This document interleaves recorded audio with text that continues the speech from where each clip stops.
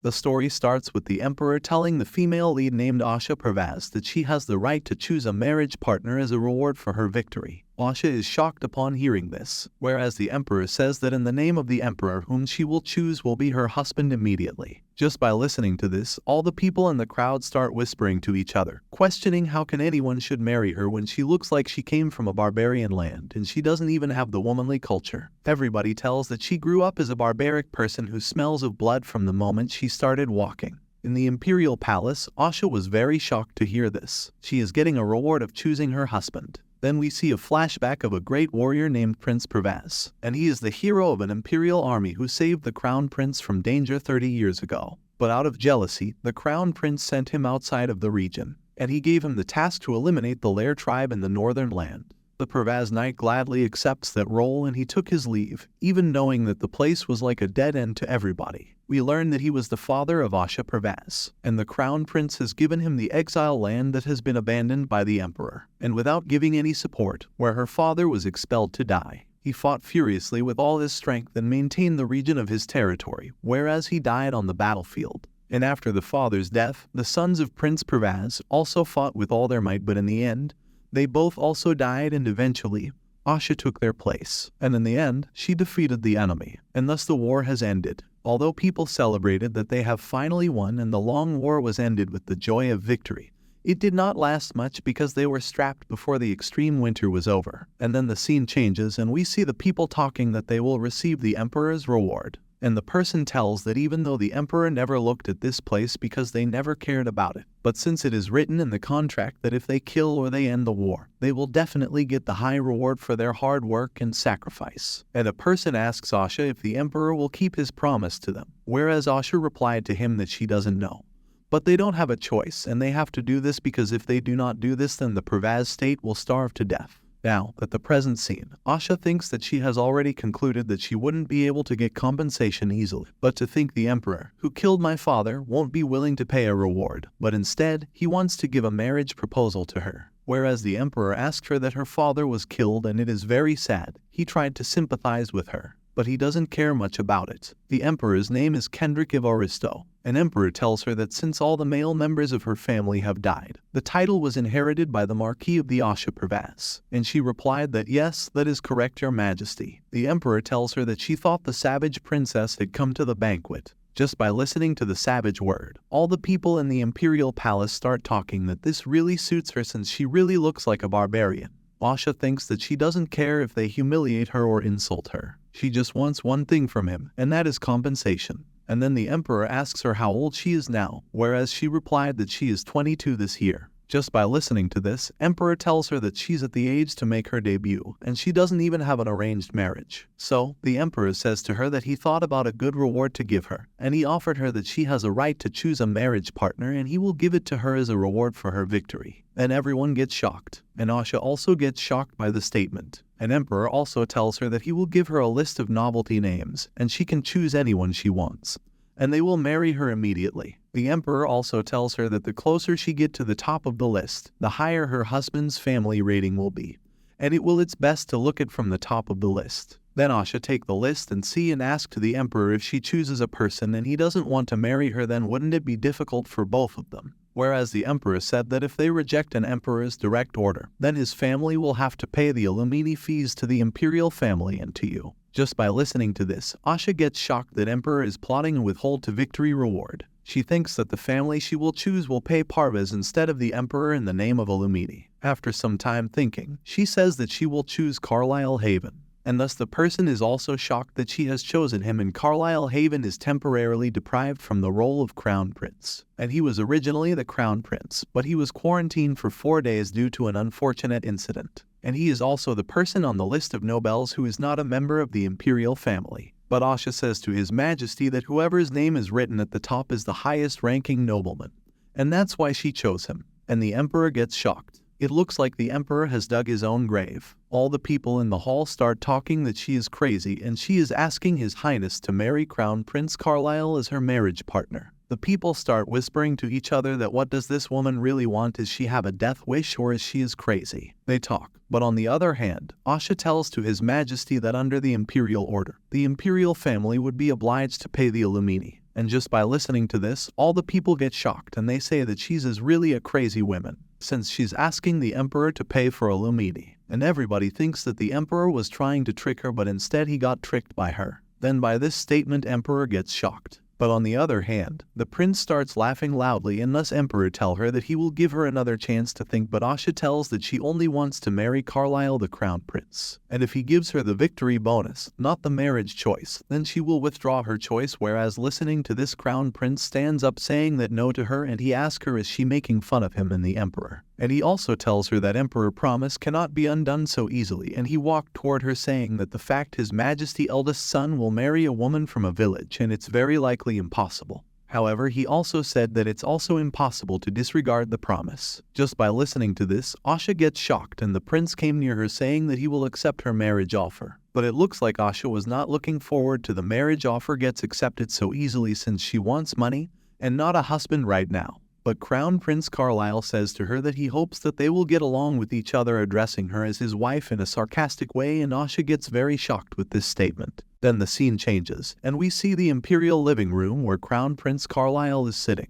Asha enters the room, asking if he asked her to meet him. Carlisle tells her she should come and sit, and then they will talk. Asha thinks his expression doesn't look like her, and she doesn't know what he is thinking. She greets him, saying that she hoped that the royal family will be crowned with great glory, and she introduces herself as Asha Pravaz. She bows to him, realizing that he is no longer the crown prince, so she should have called him Duke Haven. He then asks her if she knows the reason behind his title of custodian. Asha thinks that when she and her team arrived in the capital, they heard a rumor that he coveted his father's mistress, or he tried himself into his father's mistress. People also talk that they heard that the emperor is extremely interested towards women, and that's why there is a problem between father and son. While she was going in the city, she thinks the capital population is trafficking women, and they have the time to spy and desire into other women. She sees the news of how Prince Carlisle has tripped from his crown prince title. At the present, he tells her that if she doesn't know, then what can he do, or if he has to tell her about everything.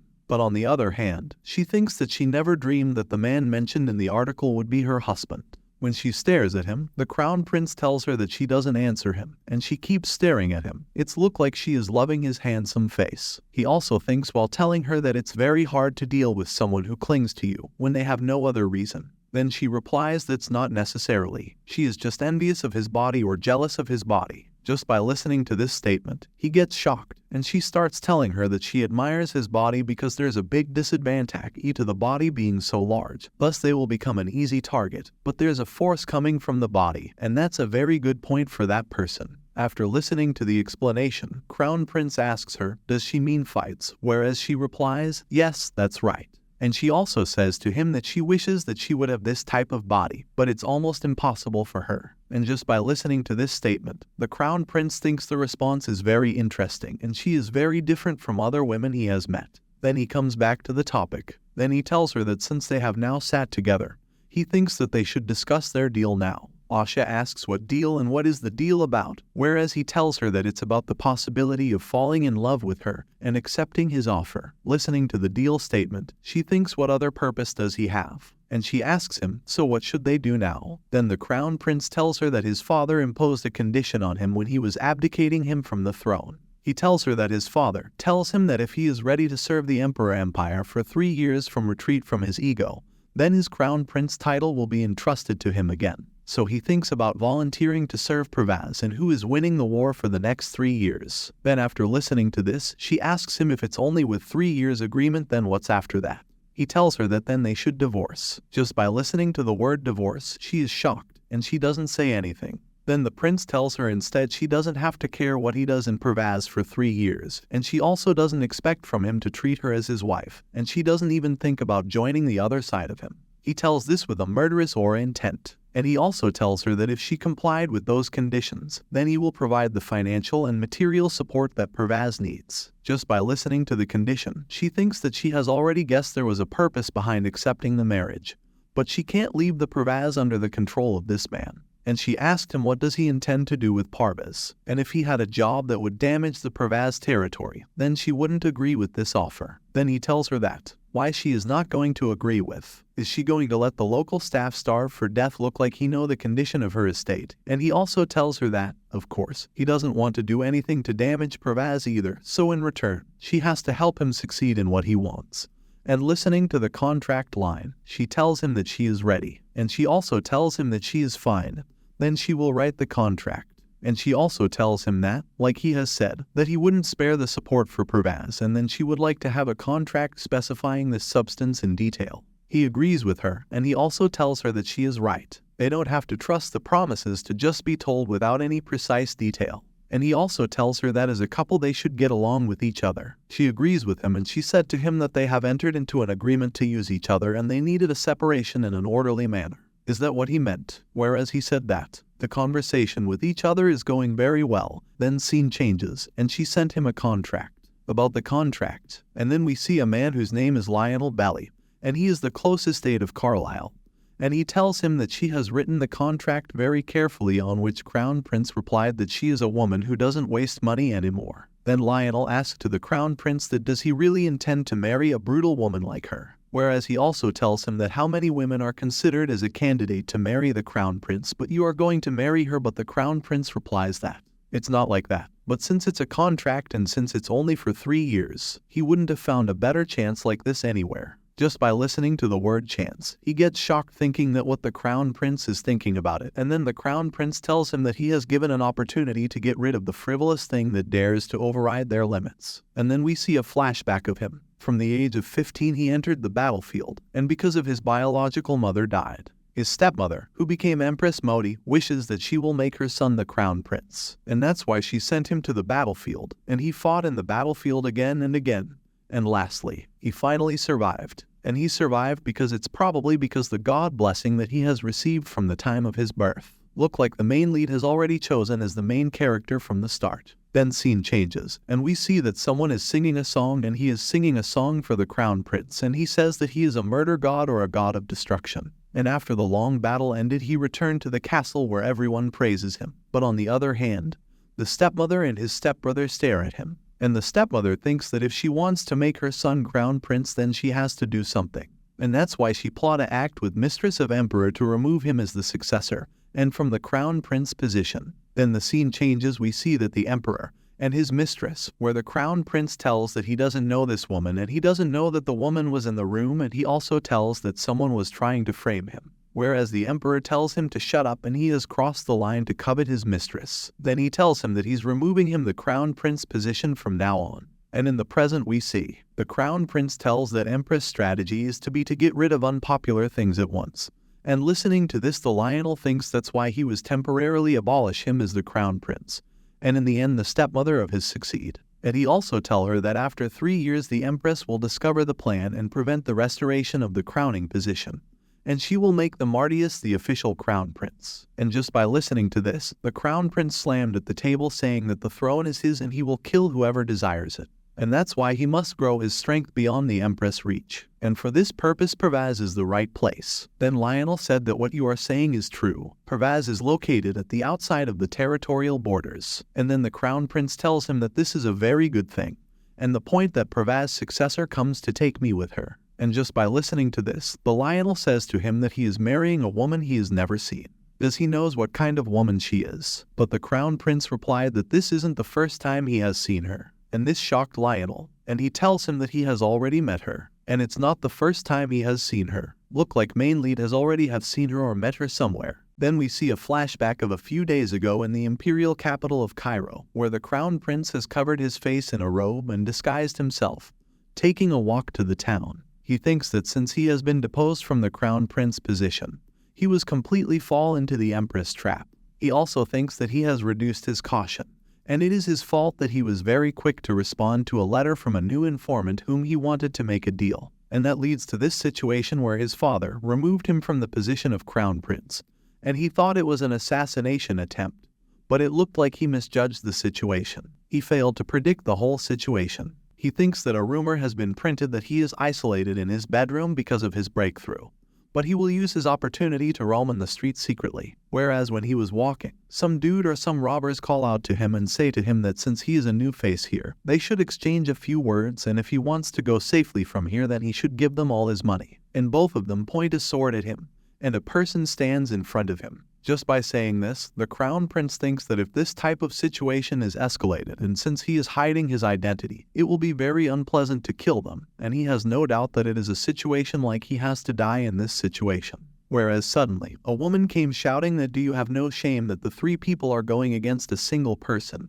The robbers saw the woman and ask her what is it and what does she want. And they tell her that it's none of her business and she should go from here. But the woman is none other than Asha Pervaz, and she said to them that they have to balance the number, so that's why they will also join them. Just by listening to this, the robbers shout, saying that she is a girl. Why this bitch is peeking her nose into someone else's business. And then she came close to him and punched him in the face, and he got knocked down just by one punch. And the other got shocked seeing this, and then Asha lift the man and punch him in the face just by seeing the attack position of her. The crown prince thinks that her position is very fit, and she looks like she is a warrior. But then suddenly the two robbers shout, saying that what are you doing? You should go and kill her. But suddenly a man came back of him and told him that if you want to attack then you have to do it yourself. Sending a younger brother of yours is like you're a coward. Then the man asked Asha if she is trying to kill him, where she says that should they really kill them, but she thinks that it will be very compensate for these guys. Whereas on the other hand, Crown Prince thinks that even though they are talking about killing someone, they don't hesitate about it, and it doesn't look like she just speaks blank words. Then we see the reaction of Asha and her companion, and Crown Prince thinks they are used to be killing people and they have already killed many of them. But then the person with Asha tells her that since they were said to refrain from self-causing trouble before entering the palace, so they should now take their leave. And Asha agreed with him, and then they take leave, and then the robbers shout saying run, and they ran away. Whereas the crown prince thanked them for helping him, and he also tells them thanks to them he was able to survive the danger, and that's why he would like to express his gratitude to them. Whereas the person tells him that instead of gratitude, can he guide them to a cheap hotel and a convenient hostel around. Then he also tells him that at this rate their group seems to be dangerous, and then they have to sleep on the street. And Asha tell him that the overnight price in capital is very high, and they cannot afford it. And she also tells him that since their group is made of 5 people, including the 2 of them, since as long there is a place to wash then they can sleep in one room. Just by listening to this, he stands there and says to her that he got that and he will take them to a better place and ask them to follow him. At the present, the Lionel says that that's why you came back late that day. Was it because of the Pervaz? Whereas Crown Prince replied that yes, thanks to him they were able to wash and enter the palace, and if she stays the same then she would have been called Chief Beggar instead of Barbarian Princess. Just by listening to this, Lionel tells that is she really hitting the gang with her fist. Look like she is very strong, and even someone like you would have lost to her, and if you have mistreated or misrepresented in front of her. On that note, the prince says that it will be not easy for the empress to send the assassin and succeeded in so easily, so that's why he agreed to this contract. Whereas giving some time to think, Lionel thinks that he's right, that's why he's already has a very important advantage. Then Crown Prince tell him that in order to rebuild Pervaz's she will not betray him. She will need much money and support, and that's why she will not betray him, and she will be not bothered by his action at all, even though he suggested that she should stay with him in his mansion. But however, she has rejected the offer, and she tell him that she will return to the hostel, saying it's very uncomfortable for her. Seeing the reaction, Crown Prince says to Lionel that she's very careful, and she doesn't want to stay by his side. And he asked her, is there a better woman in the world that is suitable for the role of his wife? Then scene changes, and at the same time Asha group was shocked listening to that they have come to a contract marriage, whereas the person says that this is a very dangerous thing since the crown prince is trying to use them as a shield for his conspiracy. Asha says that it doesn't matter to her at all, but all the companion of her says it doesn't matter, but still her life is at stake. And you should be careful, but Asha tell him that if to save Pervaz's price was to sell herself then she would have sold herself countless times, and she also tell them given the price she think that it's a very good deal for them. She tell them that with this money nobody in the Pervaz will starve to death this winter, and they can treat the wounded person and plant the seed in the field. And she also tell them to imagining it, and then Asha imagined the field with the grass with rice and everything. And she tell them would have they chosen another option if they were her in position. And she also tell them she is at highest of her pleasure now when they all get shocked. But one man tell her ask her when the wedding will take place. Whereas she tell them, They will skip the wedding ceremony, and they will head to Pervaz immediately after reciting short marriage vows. But the companion of her asks her that marriage vows, how long does they take with these things? Even if it is a wedding of a gentleman marriage, it would take a month. And they also says to her, since they are here now, Pervaz people will probably starve in the meantime. Just by listening to this, she goes to the crown prince and tell him that's what she was saying, and they have to do this marriage ceremony faster since it will take more than a month for them to arrive. Then she tell him that they will have to leave the next week after that. But the crown prince also think that it would be better if it will be solved as soon as possible. But it's a wedding. If they rush that, wouldn't she feel dissatisfied? Whereas the crown prince asks her, does she have a lover or something in the Pervaz? Why she is rushing it now? On which she replied that she cares about the people of Pervaz, and the people of the Pervaz are waiting for her to come back. And just by listening to this, he lost all his word and he didn't say anything. But after giving some thought, he tell that he will try to finalize the preparation as soon as possible, and he also tell her that she should choose a dress very carefully, and then they will modify it now. Whereas she agrees to do it, and she said that's a great thing and they should do it now. Then the crown prince ordered to the Miss Loper that they should start with that, on which the Miss Loper agreed with the crown prince. And on the other hand, Asha was in a shock, thinking what they are talking about when the maid came near her and take her to the bath, and they wash her hair. She was in astonishment, thinking what are they doing and is this really necessary? And then all the maids start bathing her from top to down, whereas some may tell that does she used to wrap her hair into a cake? Or didn't she use perfume? And what about oils? But she was very confused, and she says to them that why would she do that and put that in her hair? Then the scene changes, and whereas maid says you don't usually wear a corset, that's why she have never seen a vest like that. And then the maid help her wearing the corset, and she tell them that she can't breathe. Then she stands, whereas all the maid says that she has a wide shoulder and she is very long, and looks at the muscle of the arm. And after looking at the muscle of the arm, they say that sleeveless dress is not good option at all. Look like all the maid are rushing toward her to make her a beauty. But to Asha it looked like a very difficult situation rather than fighting on the battlefield, and she think that she really want to go home. Then the scene changes and we see that the crown prince is sitting on the sofa, whereas he sees that the Asha has came, and when she came he gets very shocked and he just keeps staring at her, where she asks him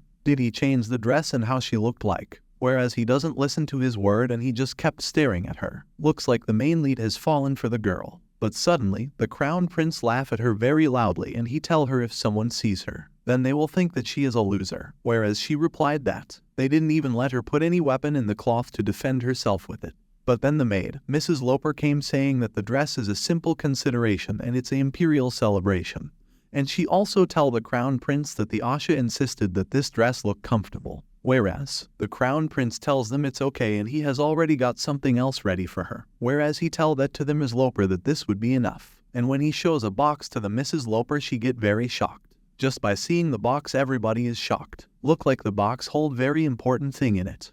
Upon seeing the jewelry necklace, the maid was shocked because the necklace belonged to the late Queen of Alina. The maid was stunned to see such a unique and special necklace, and she complimented it. But when Asha looked at it, she seemed confused. Prince Carlisle knew that she had no interest in jewelry prices because she had been fighting her whole life. That's why he gave her an example. If she sold this necklace, she could buy 100 army horses. She was shocked and amazed to know that this necklace was of such high price. And here we get to know that the prince is too smart because he has given her an example that she will easily understand.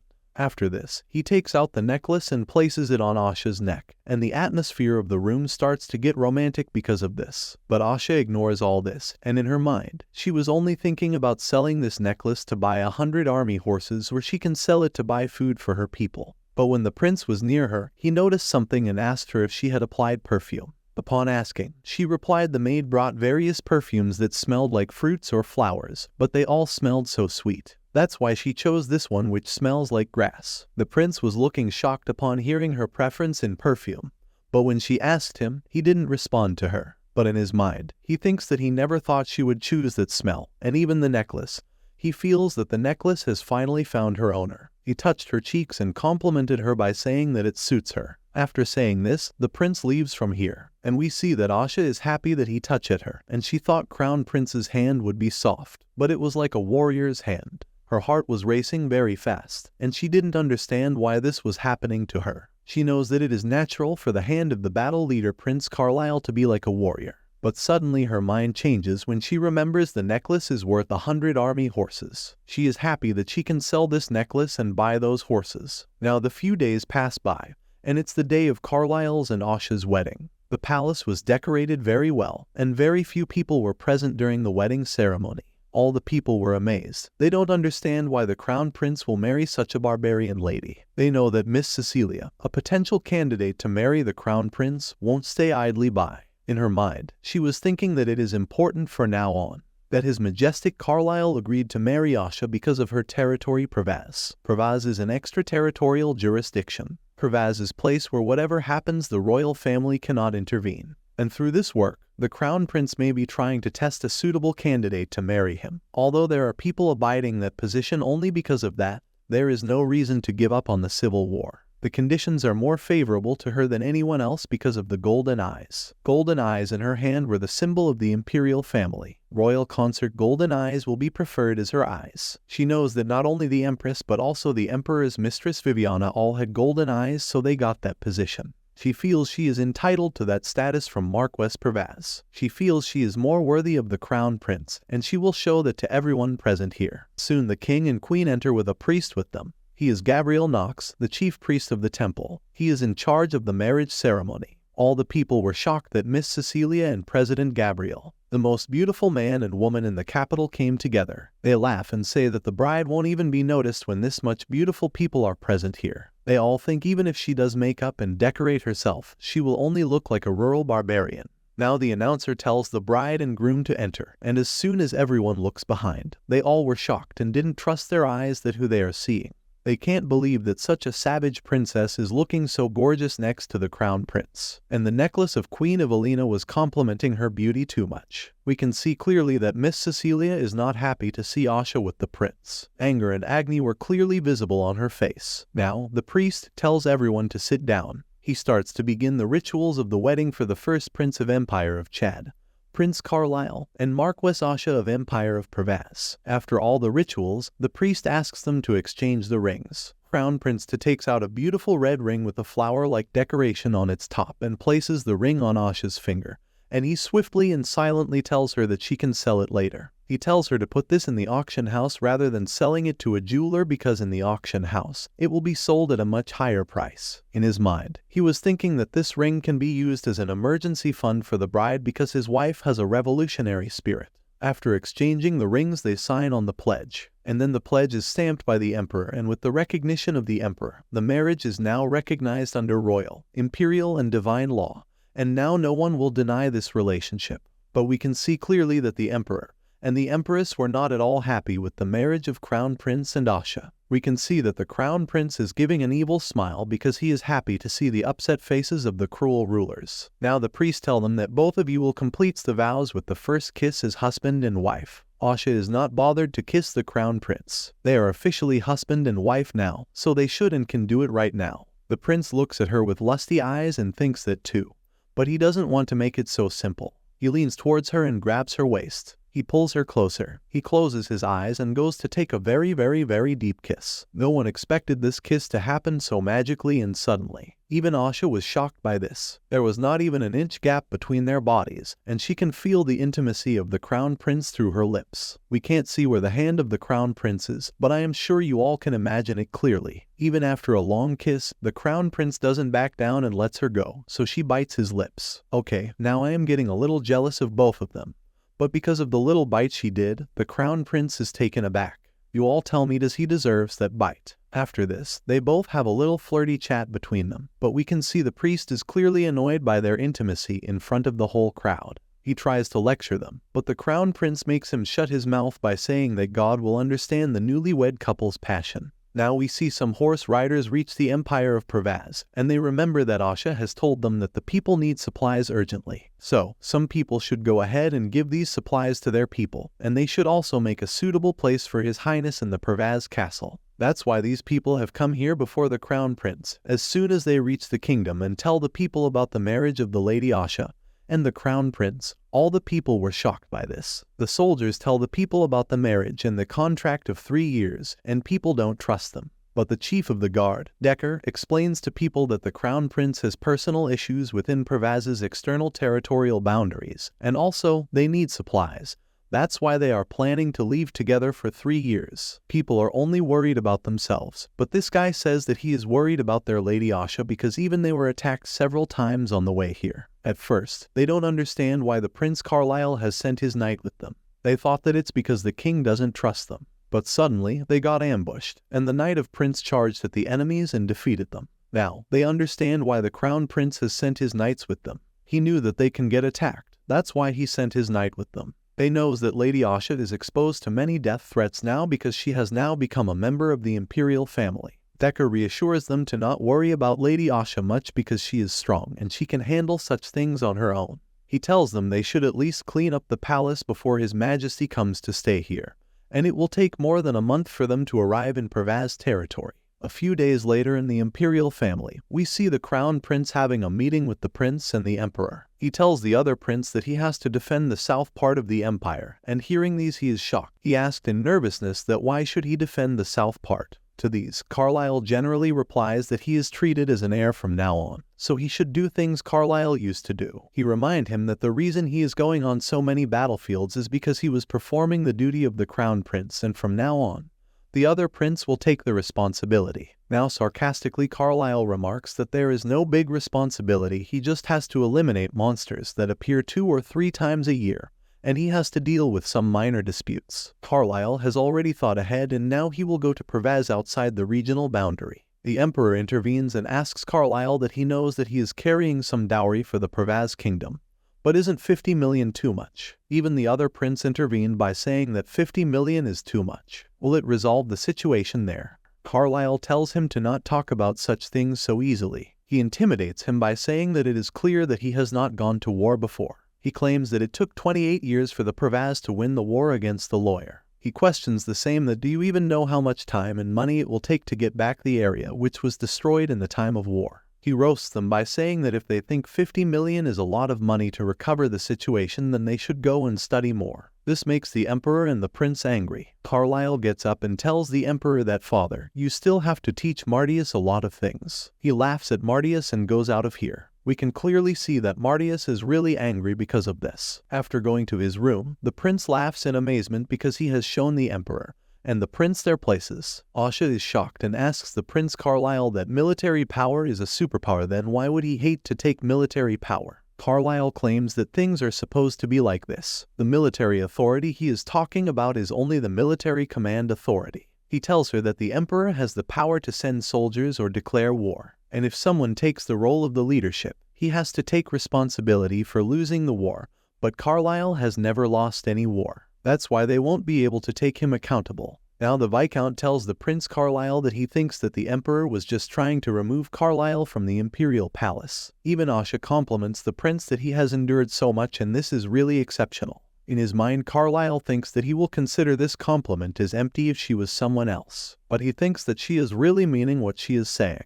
Viscount tell them that they both have to share the same goal if they want to get along on the same board. He tells that Asha doesn't know what is the goal of Prince Carlisle. But Prince thinks about something and tells them that it's their first interaction, they should say hello to each other first. Prince Carlisle introduces the Viscount as the Viscount Giles Lapelt. Viscount is Carlisle's professor and role model. He is the most destructive person his enemies want to destroy. He thought that he would object to his marriage more than anyone else. Now the Viscount tells the Prince Carlisle that he had no choice but to change his strategy because Carlisle had fell in the Empress scheme and destroyed the position of Crown Prince during his absence.